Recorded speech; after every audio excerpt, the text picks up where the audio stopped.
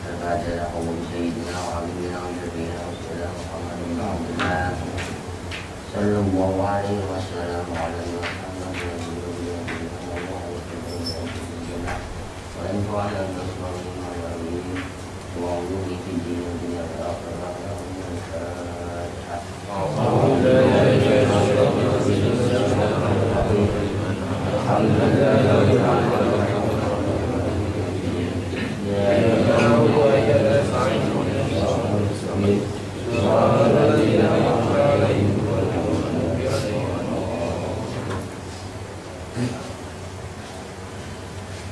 Bismillahirrahmanirrahim. Alhamdulillah. Nahmaduhu wa nasta'inuhu wa nastaghfiruh. Wa na'udzu billahi min shururi anfusina wa min sayyiati a'malina. May yahdihillahu fala mudilla lahu wa man yudlil fala hadiya lahu. Asyhadu an la ilaha illallah wahdahu la syarika lahu. Syahadatan tanfa'u qawluha yawmal hisab. Asyhadu anna sayyidana Muhammadan abduhu wa rasuluh alladzi la yantiqu 'anil hawa in huwa illa wahyun min rabbil arbab. Shalawatullah alaihi wa ala itratil anbiya wa sahabatil mutamassikin bi sunnati wal kitab, amma ba'du. Qala musanniful kitab rahimahullah.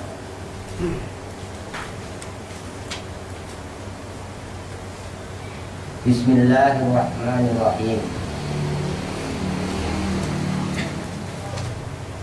Alhamdulillah al-munfaridi bil ijad. Wassalatu wassalamu ala sayyidina Muhammadin afdhalul ibad wa ala alihi wa ashabihi fil bahjati wal wasilat, amma ba'du.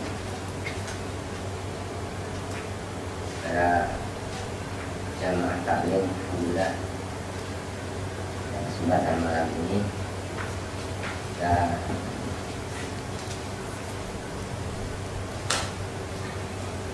mengambil keuntungan malam Ramadan dengan kaji isi daripada kitab ilmu tauhid.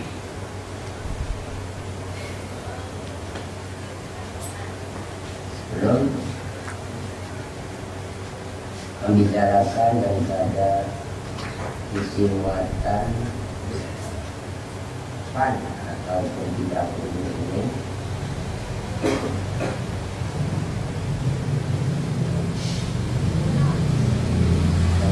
mata pelajaran kitab Bayatul Awal ini mengawali dengan kalimat Bismillahirrahmanirrahim.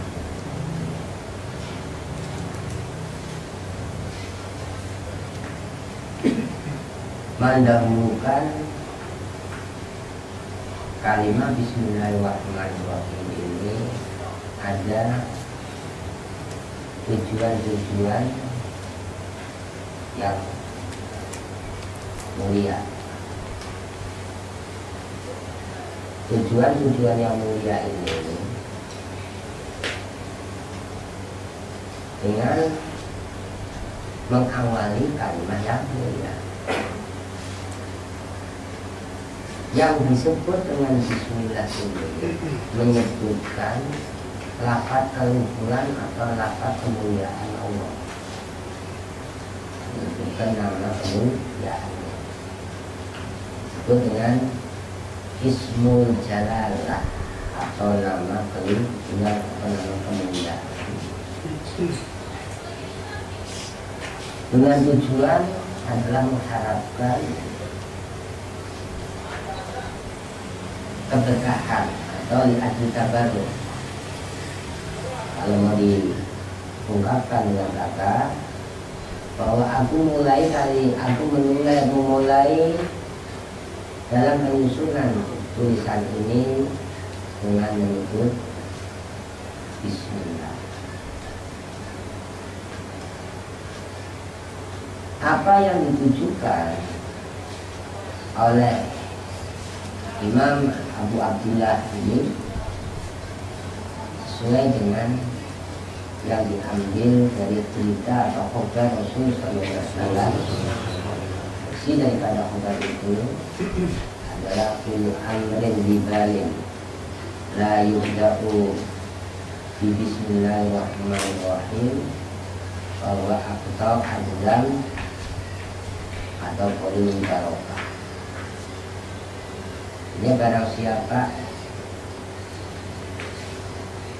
semua perbuatan yang mengarah pada perbuatan yang baik bila tidak diawali atau didahului dengan menyebut nama kemuliaan Allah, maka perbuatan itu sedikit keberkahannya.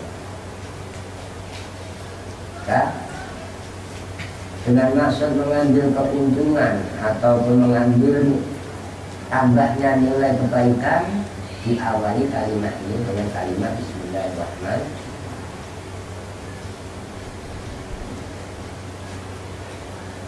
Menyebut Bismillahirrahmanirrahim ini ada beberapa peletakan.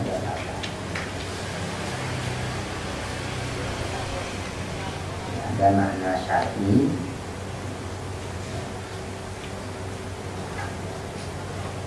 Bismillahirrahmanirrahim ini secara makna syar'inya tadi menjadi ucapan permulaan di dalam melakukan sebuah perbuatan yang dinilai baik menurut ukuran syariat.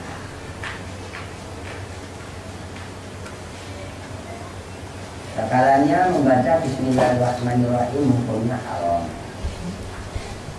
Ada kalanya membaca Bismillahirrahmanirrahim hukumnya wajib.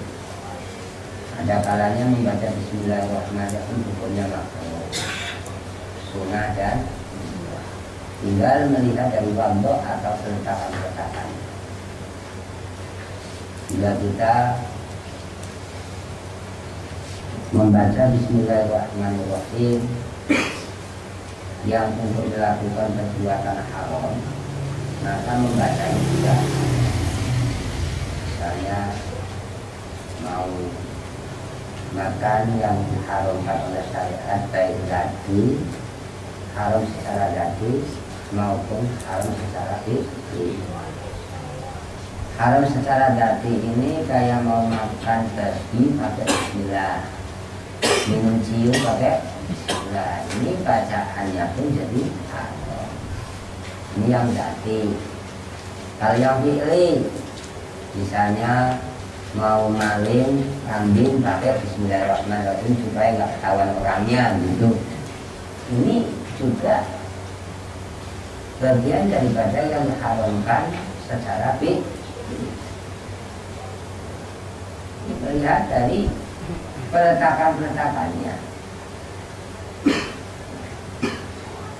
Membaca Bismillahirrahmanirrahim itu menjadi kewajiban pokok bagi kita umat Islam ini, tidak kurang dari sehari semalam ini 17 kali.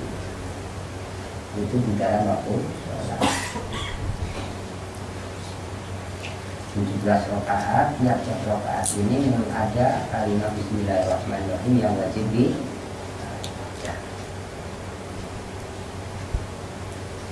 ini ya, menjadi faedah amalnya, difaedahkan untuk beramal atau berfaedah ta'abudan bitilawah namanya, beribadah dengan membaca kalimat Bismillah.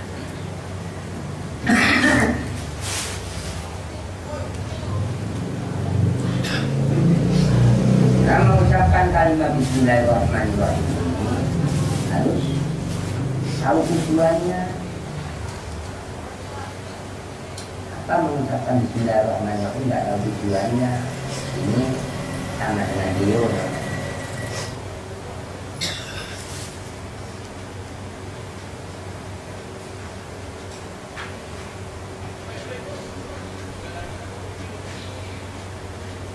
apa yang terkandung di dalam kalimat bismillah.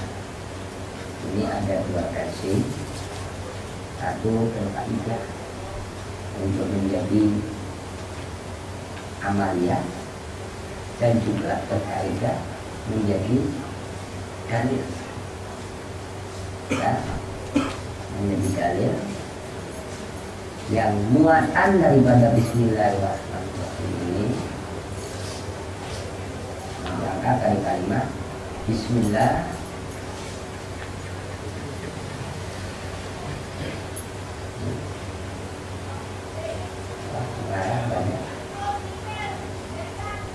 menyebut namanya,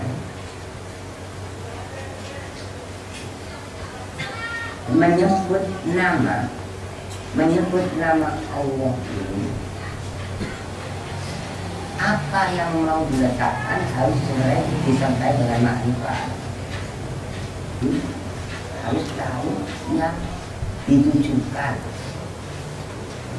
Menyebut nama harus siapa yang dinamai Allah.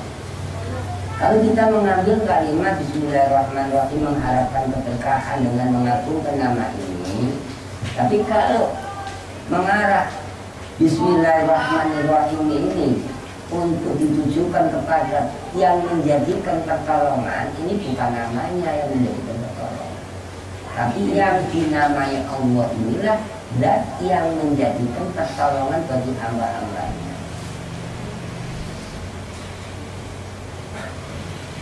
Yang menolong hamba-hambanya berbuat baik,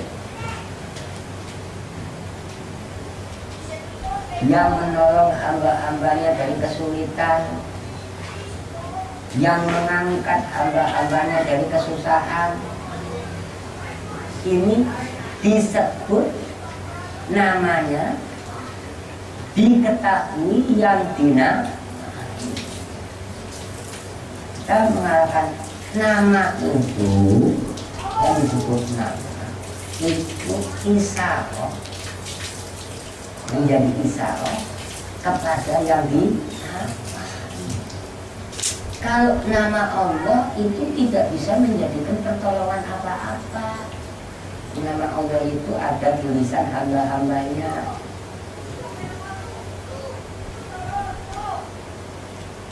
Sekarang saya umpamanya bisa tambahkan pada hadis itu sendiri, seperti Mang Rosyid punya nama.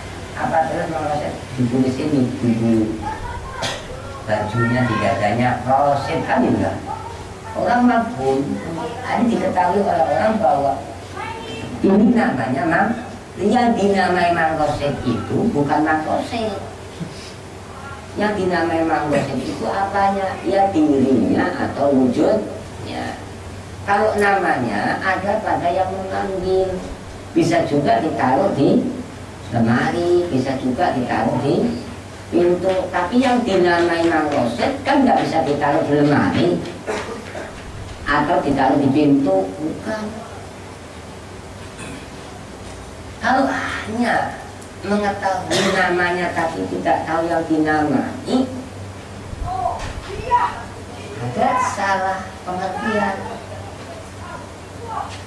Oh, yang dinamai Allah itu adalah sesuatu yang wujudnya di atas.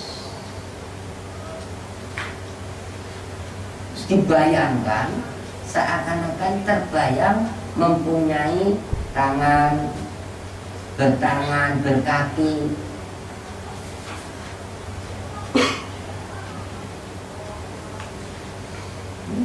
Jadi kalimat ucapan bismillah ini diomongkan tapi salah di dalam meletak. Kita diletakkan siapa sih yang dinamai Allah? Yang dinamai Allah itu Tuhan. Yang dinamai Allah adalah tahunya kalau Allah itu Tuhan bagaimana?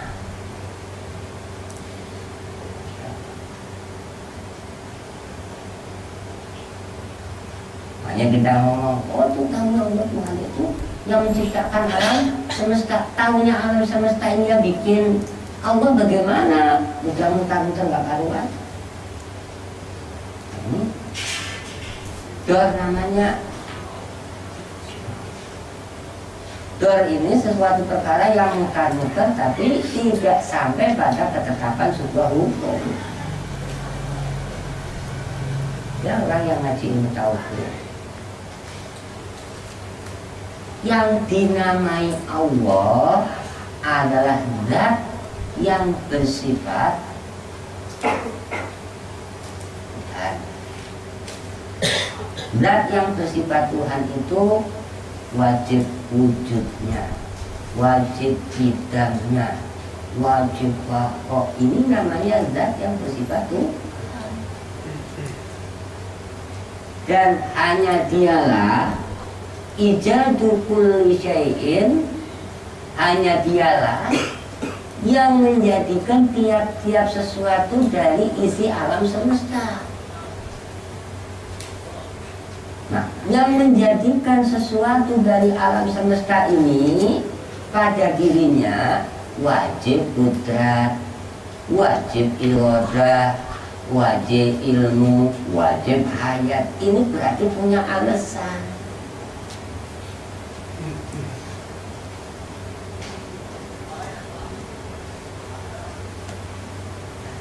Dia Allah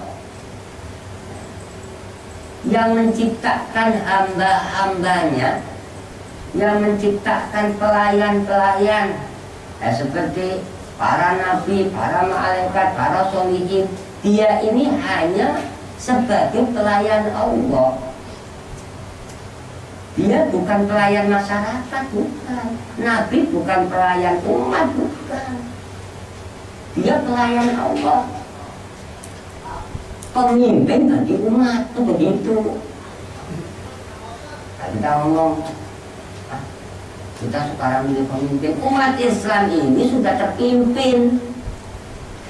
Umat Islam tidak pernah akan memilih pemimpin. Enggak, umat Islam sudah dipikirin pemimpin, seorang Rasul dan sahabat-sahabatnya. Ini pemimpin bagi umat Islam. Jangan disalahartikan. Ini lagi rame-ramenya Quran buat kampanye gubernur, Quran buat kampanye membeli masih gubernur. Gubernur itu statusnya pelayan masyarakat, bukan pemimpin masyarakat. Siapa yang ngomong gubernur pemimpin masyarakat? Itu salah tafsir. Pemimpin masyarakat muslimin adalah Nabi, sahabat-sahabat Nabi yang membawa aturan Allah dan diajarkan untuk seluruh umat manusia, masyarakat dan sampai mati, baik jin dan manusia. Hati-hati, kita mau bicara terhadap orang-orang begitu ini harus paham takwilnya. Mustahil, kan? Orang mukmin dipimpin orang kafir itu mustahil.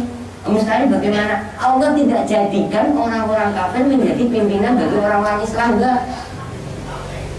Nah, orang Islam ini dijadikan oleh Allah, dihadiahi oleh Allah pemimpin seorang Rasul yang wajib amanahnya, wajib fatonahnya, tidak pernah mengecewakan yang dipimpin. Itu namanya Rasul. Kemudian dilanjut pimpinan Rasul, dilanjutkan oleh orang-orang yang amanah seperti sahabat-sahabat Nabi. Memang ada orang kafir mimpin sholat, musola mana, masjid mana yang dipimpin orang Nasrani, jadi imamnya orang Islam, ada enggak?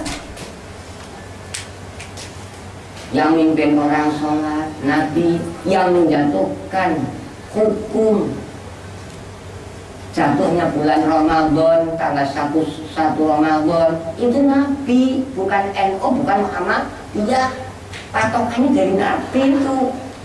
Umpamanya ini tidak kurang dari 2 derajat misalnya, belum memenuhi syarat hilal misalnya. Orang ngomong saya ini puasa ikuti Muhammadiyah nggak sah, saya puasa ikuti orang NU nggak sah. Yang sah gimana? Saya puasa, sholat, mengikuti aturan Nabi. karena dia yang menyampaikan dan mengajarkan aturan syariat Islam. Dia pemimpin bagi orang Islam. Jangan salah tafsir. Kita ngomong NU organisasi, bukan agama, bukan.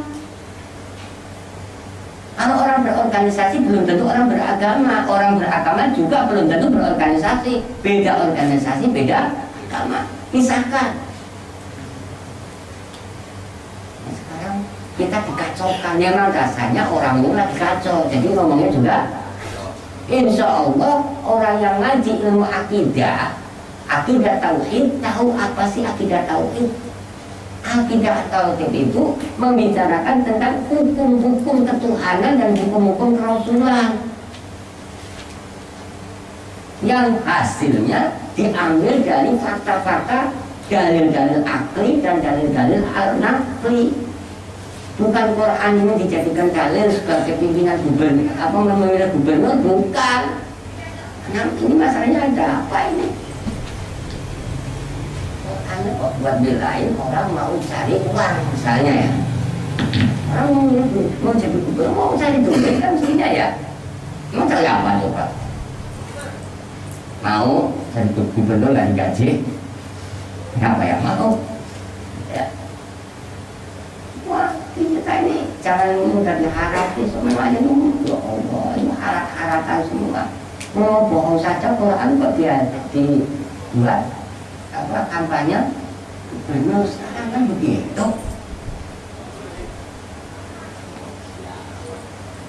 Kita harus tahu pisahkan mana pimpinan, mana pemimpin, mana pelayan. Kalau kita bicara umat Islam ini mustahil dipimpin oleh orang kafir, ini jelas mustahil kan? Karena orang Islam ini udah dibikin oleh Allah, udah dijadikan oleh Allah pemimpin seorang nabi, seorang khulafa, seorang soleh. Sampai kapanpun umat Islam itu mengikuti Qudwah. Qudwah itu pemimpin-pemimpin besar umat Islam siapa? Adalah Sawadul A'zam namanya. Sawadul A'zam itu yang diikuti oleh mayoritas umat Islam, bukan hanya bangsa Indonesia saja. Sawadul A'zam itu Imam Arba'atul Madzhab, 4 mazhab itu Sawadul A'zam. Di dalam fikihnya, di dalam akidahnya Asy'ariyah wa Maturidi itu Sawadul A'zam, semua yang diikuti ajarannya, metodenya oleh orang-orang setelahnya. Karena mereka ini adalah orang-orang yang mengikuti, yang paham sekali dengan pembicaraannya sahabat Nabi, orang yang dekat dengan sahabat-sahabat Nabi. Siapa Imam Malik? Imam Malik ini murid dari sahabat Nabi, kan paham bahasa kununya. Siapa Imam Syafi'i? Dia muridnya Imam Malik. Jadi mutasil, berhubungan antara Imam Syafi'i, Imam Malik dan sahabat Anas. Ini semua ditabiin ini orang yang hidup setelah sahabat, setelah masa sahabat, ini disebut tabi'in. Dan madhab ini, madhab yang kita ikuti sebagai qudwah ini adalah orang-orang yang menjadi muridnya sahabat-sahabat Nabi. Yang paham bahasa buminya siapa? Muridnya. Dan yang paham bahasanya Rasul siapa? Sahabat. Kita paham bahasanya Rasul. Allah, bahasanya kita saja, bahasanya Mang Rasul saja belum tentu paham. Makanya kita ngomong Mang Rasul itu masuk rumah sakit, orang bingung semua kan. Minta di rumah kok masuk rumah sakit, iya nengok saudaranya di rawat. Oh, tadi dijelasin. Kalau umpamanya ngomong ada orang mukmin pada masuk neraka, bingung semua kan. Nggak tahunya orang mukmin masuk neraka itu nengok ke saudaranya mau ngasih syafaat. Orang nggak salah kok masuk penjara, iya besok mau ngasih. Emang nggak boleh. Orang masuk rumah sakit bawa oleh-oleh boleh nggak? Ya percuma sakit mau dikasih apa, orang dikasih apa namanya, kasih buah ya pahit, dikasih apa saja nggak ada rasanya, namanya sakit. Ya butuhnya sembuh. Orang di penjara, kita masuk penjara, Umar lagi masuk penjara, nggak taunya Umar bawa duit besok untuk nengok saudaranya masuk. Namanya itu syafaat di dunia. Gambaran syafaat di dunia aja ada kok.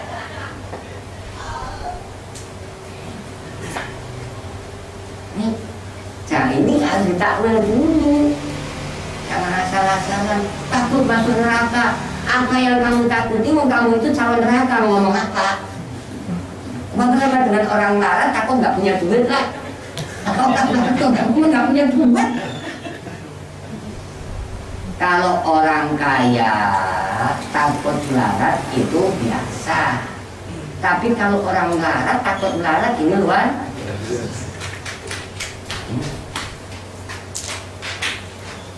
Kembali pada makna Bismillahirrahmanirrahim. Kalimat Bismillah ini menjadi petunjuk atau menjadi dilalah pada sifat-sifat ketuhanan. Jadi Bismillah ini memasukkan semua sifat-sifat ilahiyah, memasukkan makna sifat wajibnya, mustahilnya dan dia Ar-Rahman Ar-Rahim. Kalau Bismillahirrahmanirrahim, ijadu syai'ul syai'in. Ini Bismillahirrahmanirrahim itu terjadinya sesuatu dari isi alam semesta. Yang menjadikan alam semesta ini ya Bismillah, begitu. Maksudnya yang dinamai Allah lah yang menjadikan seisi alam. Nah, di sini memasukkan sifat-sifat ketuhanan. Taunya Allah itu Tuhan bagaimana? Coba. Oh, taunya Allah itu Tuhan, dia bersifat Tuhan.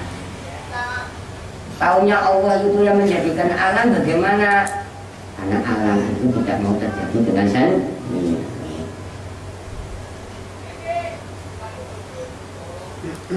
Sesuatu yang tidak mau terjadi sendiri, dia hanya mau dijadikan. Ini jangan sampai kita menganggap bahwa Tuhan itu menjadi elat bagi wujudnya alam. Dan elat itu gandengan, tidak ada hubungannya.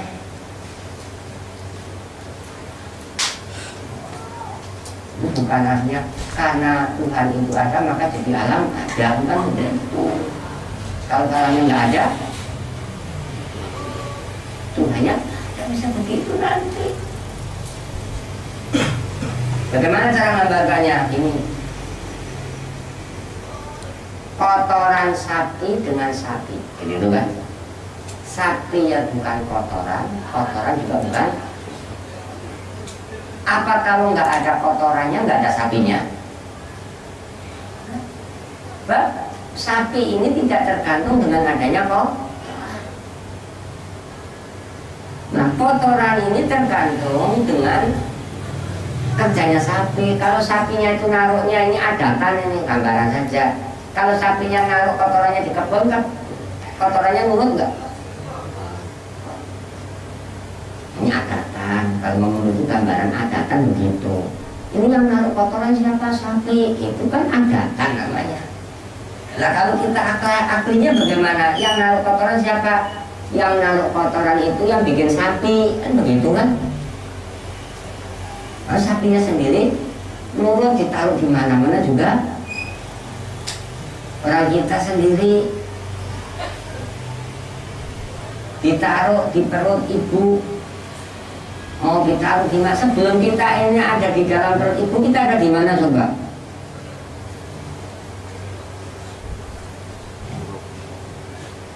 Ya kalau kita sudah ada di dalam perut ibu kan sudah nyata adanya. Nah sebelum kita ada di dalam perut ibu gimana? Mboknya diselidikin, tadinya kita gimana sih sebenarnya? Kita ada di dalam kandungan mungkin. masih mungkin di ibu siapalah, ditaruh di ibu presiden ya juga boleh. Kalau kita ditaruh di perutnya ibu presiden, keluar jadi anaknya presiden. Kalau ditaruh di perutnya kadal, jadi anaknya kadal. Saja mungkinnya sih. Taruh tongki ya jadi anak tongki, anak monyet. Jadi anak itu mau dikasih nama apa saja, dinamain apa saja, yang dilihat bapaknya. Ini anak apa ya, bapaknya apa duluan gitu. Bapaknya monyet, anaknya nggak bakalan manusia, nggak bakalan. Oh itu anak monyet walaupun kayak orang sekalipun, kayak orangnya bukan orang masalahnya. Kayak lagi, jangan kayak orang ah. Aduh, ini seperti orang, boleh marah, kayak orang. Apa seperti orang itu bukan? Mereka ini seperti hewan, tapi bukan hewan, nggak perlu marah. Tapi ini seperti orang lah, emang kok bukan orang? Ini kembali. Nah, Bismillahirrahmanirrahim. Kalimat Bismillah ini menunjuk kepada dan wajibul. Ini menyebutkan nama dan wajibul wujud di dalam melakukan sebuah amal. Misalnya di dalam melakukan sebuah amal kok menyebut kalimat, menyebut makna zat wajibul wujud, berarti kita ini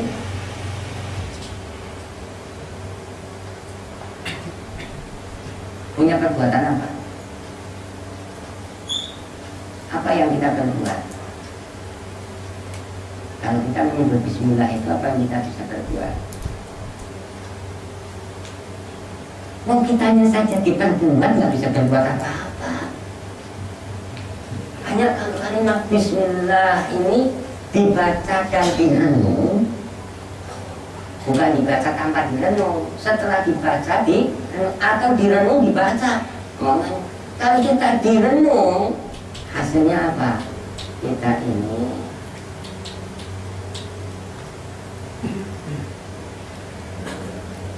tidak punya perbuatan itu. Kita tidak membuahkan sesuatu karena kita ini dibuahkan. Dengan bismillah secara harfiah apabila kita baca sebagai ta'abbud, artinya untuk melaksanakan kepatuhan. Pada dasarnya kita ini pada mungkinnya patuh. Patuh dijadikan apa saja, nggak bisa nolak.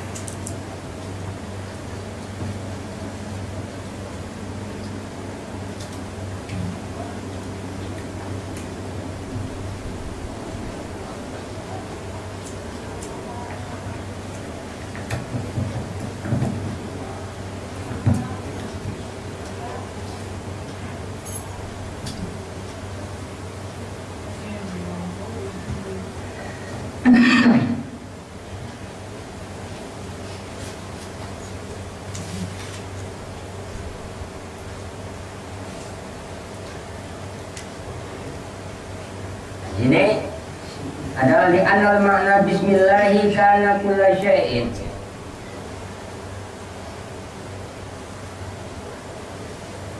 Dengan bismillah mengarah kepada biqudratillah. Biqudratillah. Karena dengan kudrat dan irodahnya Allah terjadilah sesuatu dari mungkin terjadilah sesuatu dari perkara mungkin menjadi adanya.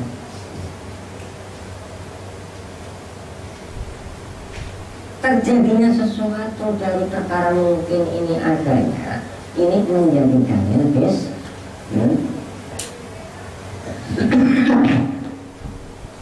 Bismillah.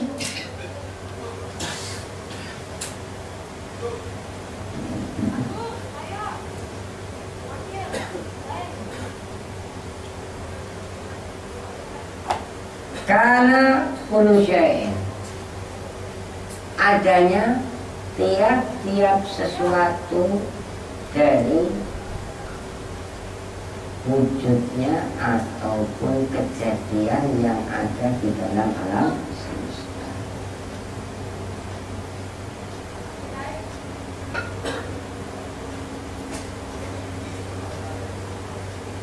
Wa minhu takunul asya fatakunul ba masyiratan li jamil aqaid.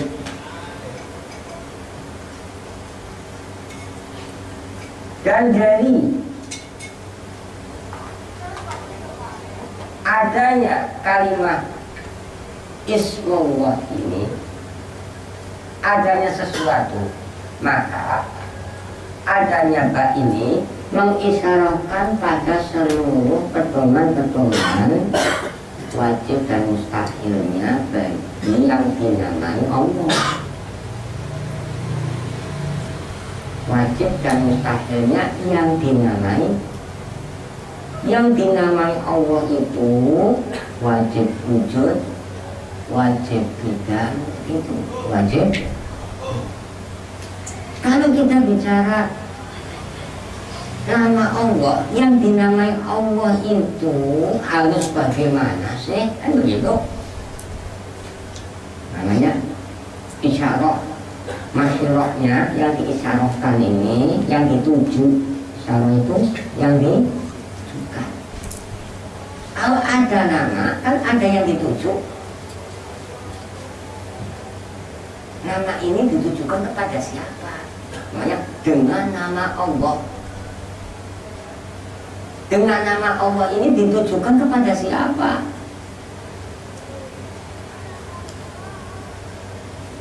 Ditujukan kepada yang dinamai, karena nama ini menjadi dalah ala wujudil musamma. Nama ini menjadi petunjuk terhadap apa yang dinamai Allah itu harus bagaimana sifatnya. Nah, kalau orang tahu, akidah, pedoman, ada pedomannya apa? Yang dinamai Allah dipedomi, ada akidah dan mutafatnya, dipedomi. Yang dipedomi dengan wajib dan mustahil. Dipedomi dengan wajibnya apa wujud kita, apa sampai angka kalimat. Mustahilnya adalah Adam, khusus, ya, tanah sampai kanan. Nah ini namanya pedoman yang memasukkan semua akidah yang wajib dan mustahil. Nah sekarang Ar-Rahman Lir-Rahim. Dan yang bersifat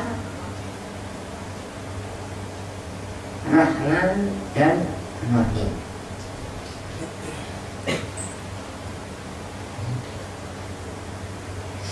Ar-Rahman Ar-Rahim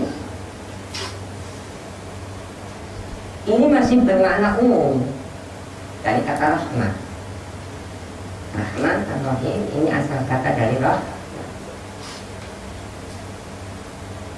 Nah, secara umum, mana umum itu kita, bukan diartikan kepada Allah, bukan. Secara mana umum itu umumnya adalah begitu. Allah Ta'ala bukan umum ya. Kalau umum dan banyak ya, namanya umum itu Jadi rahmah ini secara makna umumnya, secara makna orang banyak itu adalah rokotul qalbi yang tadi kita qadula wal inam. Artinya kelembutan hati yang disertai dengan pemberian itu namanya roh. Itu bahasa sini kasih sayang. Yang namanya kasih sayang ini arti secara umumnya adalah kelembutan hati yang disertai dengan pemberian. Orang memberi itu dengan penuh kasih. Yang ngasih dasarnya dia sayang. Sayang itu apa sih? Sayang itu kelembutan hati. Karena sayang itu bahasa hati. Nah kalau hati ini disifatkan pada Allah, maknanya jadinya apa? Mustahil gitu. Mustahil Allah kok berhati. Gitulah. Nah, kalau hati ini dinisbahkan pada Allah, itu maknanya adalah menjadikan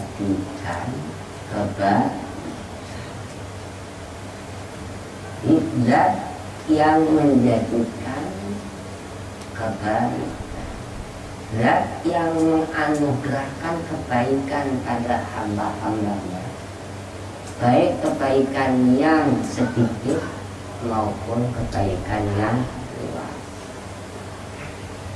Sedikit maupun banyak ini diharapkan oleh hamba-hamba. Semua apa yang dijadikan oleh Allah ini adalah mempunyai keuntungan bagi hamba. Nah, untung dan rugi ini adalah sifat seorang hamba.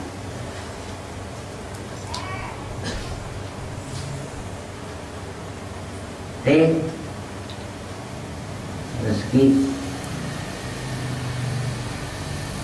bagian itu mana juga menjadikan hambanya sakit. Sakit itu diharapkan nggak sih? Sakit itu pondok. Sakit itu diharapkan oleh hamba-hambanya. Siapa yang mengharapkan sakit? Para dokter. Sehari saja dokter nggak kedatangan pasien, nggak ada orang sakit, susah. Nggak apa-apa, nggak ada orang.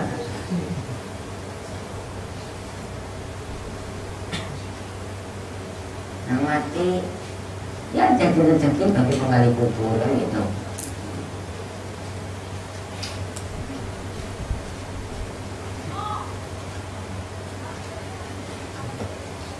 Apa saja yang diciptakan oleh Allah itu menjadi hikmah bagi hamba.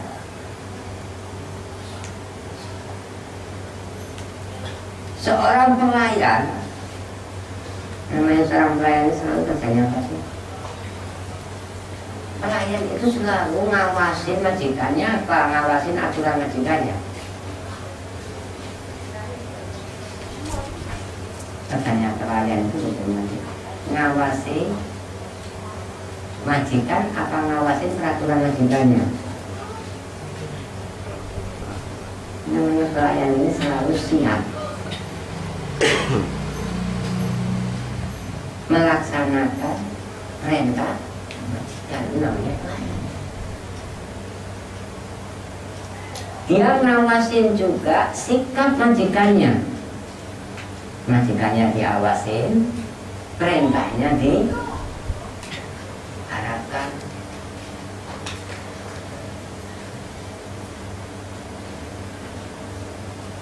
Dikasih terus nafas setiap saat, dikasih. Hanya nggak dikasih duit, untung misalnya dikasih nafas kan gitu. Mamanya dikasih duit nggak dikasih nafas, repot. Apa namanya? Ya alias istet lah ya. Duitnya banyak tapi ya, duitnya diambil sama yang kawin bininya gitu ya. Saya mendingan lah punya nafas, dikasih nafas deh, masih ngutang-ngutang masih bisa. Tapi kalau dikasih duit nggak dikasih nafas. Nah. Jadi semua untung, semua ada.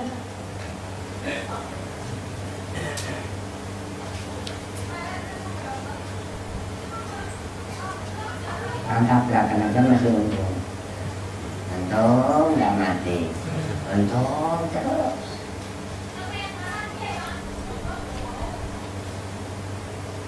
Selalu yang dilihat adalah pemberian baiknya. Nah kalau dikasih jelek bagaimana?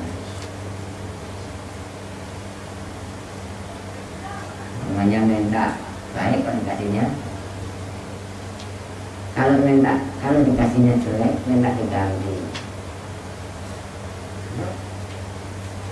Majikannya pemberi baik yang dikasih, tunggu juga. Kalau dikasih buruk bagaimana? Minta diganti yang. Kalau dikasih baik gimana? Minta dilanjutkan, ditambahi. Begitu. Bulan puasa dikasih bulan puasa. Dalam bulan puasa ini ada nilai-nilai yang sangat baik. Minta ditambahi, kayaknya kalau sebulan sehari kok kurang cukup, minta sebulan sekalian. Nggak usah diminta, udah disediain 1 bulan kamu dikasih puasa. Setannya juga rela diikat. Kata setan, saya rela bila hamba-hamba Allah menjalankan perintahnya, saya rela diikat. Kok sampai bulan puasa orang melakukan maksiat, berarti dalilnya nggak ada maksiat itu diganggu sama setan begitu. Orang maksiat itu bukan diganggu sama setan, itu ganggu orang ibadah asalnya. Jadi orang ibadah ini, orang lagi beribadah kepada Allah pada bulan puasa ini, dia tidak ada yang dampingi. Biasanya yang dampingin setan. Tapi karena setannya diikat, jadi nggak ada yang mendampingi. Yang mendampingi khusus malaika yang mencatat kebaikan. Tiap saat, bila salah diampuni, dicatat ampunannya. Bila baik ditambahi kebaikan. Ini khusus pada bulan. Ini menunjukkan apa kalau setan itu diikat? Menunjukkan bahwa setan itu tidak menimbulkan akar apa-apa. Buktinya saya ikat banyak orang maksiat kan begitu. Jadi apa? Setan tidak menimbulkan kemaksiatan. Karena maksiat ini usaha yang dijadikan oleh Allah Ta'ala pada hamba-hambanya. Kalau kita dijadikan oleh Allah Ta'ala dikasih keburukan bagaimana? Minta diganti kebaikan.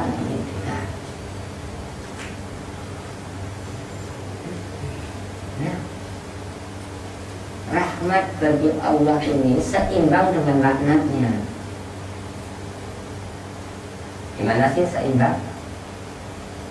Rahmat bagi Allah ini tidak terbatas. Begitupun pula laknatnya tidak terbatas.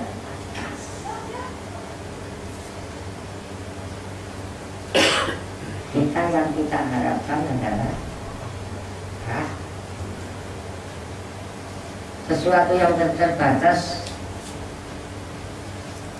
minta kepada yang tidak terbatas.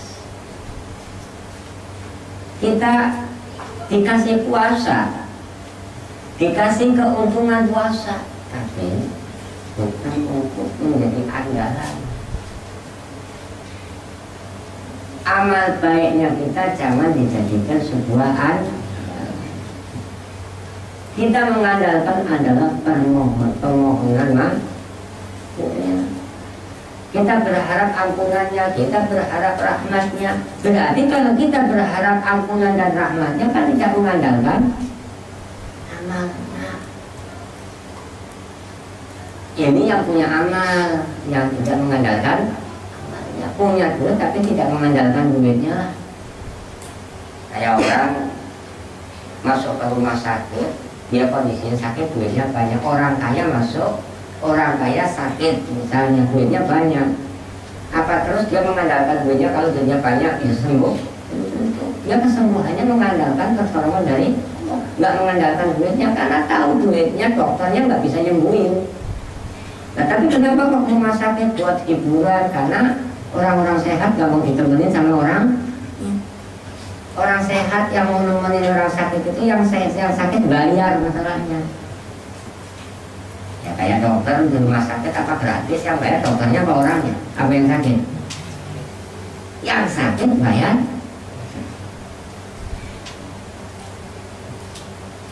Ada orang mengatakan orang lagi susah dikonsumsi sodako 40 hari, 33 hari. Haram apanya, orang susah saja nggak boleh sodako, apalagi senangnya susahnya saja nggak. Mending dikasih susah jadi ingin sodako, padahal senangnya saja nggak mau. Jadi dijadikan alasan untuk melarang tahlil pakai perasaan. Tahlil kesian makan harta anak yatim, kau makan harta anak yatim gimana? Ada aturan-aturan kan sendiri. Karena bencinya kalau lafaz jalalah, lafaz kemuliaan Allah dikeluarkan lisan orang mukmin, artinya kok banyak sentimen lah. Ini sentimen kepada lafaz-lafaznya Allah.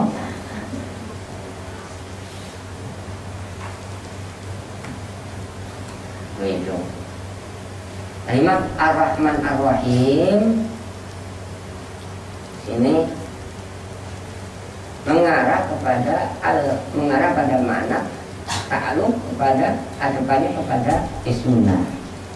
Bismillah di sini biqudratil arham, ya, dengan sifat kemuliaannya, dengan kekuasaannya, Allah jadikan kebaikan bagi hamba-hamba. Dialah yang kuasa memberikan kebaikan pada hamba-hambanya. Berarti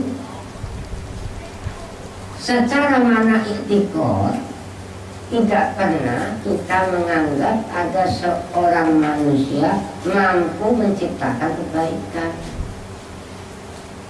Ada kebaikan yang ada pada diri manusia itu tidak. Ar-Rahman Ar-Rahim, ini kata kalimat dari Rahman adalah dimana ihsan. Ihsan dimana terjadinya kebaikan. Terjadinya kebaikan ini menjadi dalil daripada Bismillah, menjadi dalil daripada qudrah dan iradah.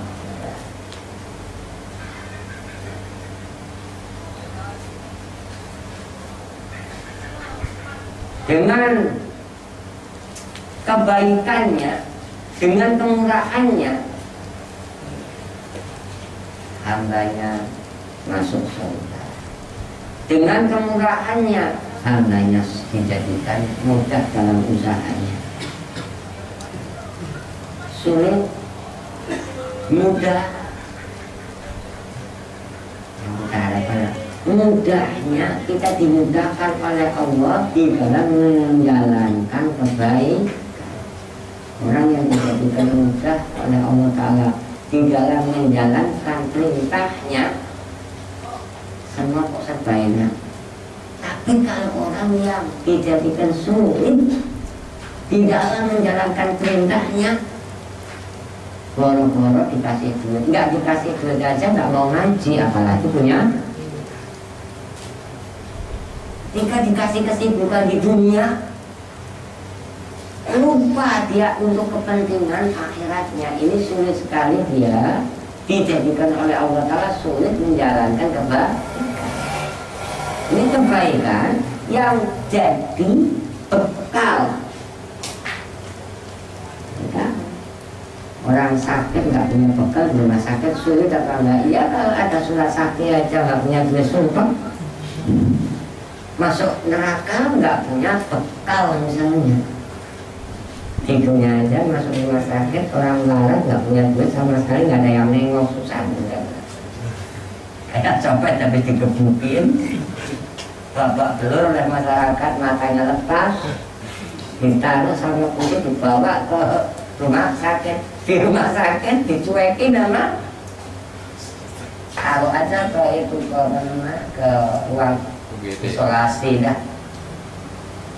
Dia teriak-teriak nggak ada yang ngurusin. Ini kalau di neraka masih diawasi sama malaikat Malik. Nah kalau yang ngawasin malaikat Zabaniyah mau apa? Al-Qur'an di situ teriak gedung kan gitu.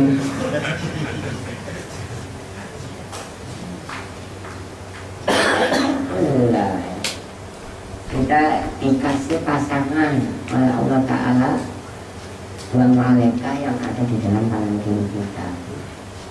Orang mukmin dikasih pasangan malaikat kanan dan malaikat yang senantiasa setiap saat menyebutkan kata amin apabila kita mengajak kepada Allah dengan hati yang bertauhid. Artinya dengan hati yang makrifat kita menyebutkan Bismillahirrahmanirrahim. Kita akan menyebutkan amin. Kenapa? Ar-Rahman Ar-Rahim yang kita sebutkan kepada Allah ini adalah bentuknya mengajak berharap.